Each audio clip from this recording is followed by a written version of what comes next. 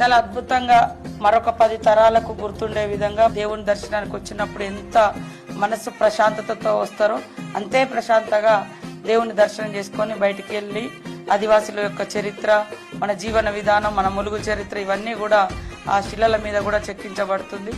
గుడిని పెద్దగా చేయడము, తర్వాత ద్వారాలు కూడా మన యొక్క చరిత్రను చూపించే విధంగా ఉండడం, ఇట్లా చేస్తా ఉన్నాం. రోడ్లు వెడల్పు చేస్తా ఉన్నాం. గుడి చుట్టూ కూడా అంటే అక్కడికి వస్తే కేవలం సమ్మక్క దర్శనమే కాకుండా అణువున అక్కడ ఒక అద్భుతంగా ఉండాలి అనే కోరికతో స్టార్ట్ చేసినాం.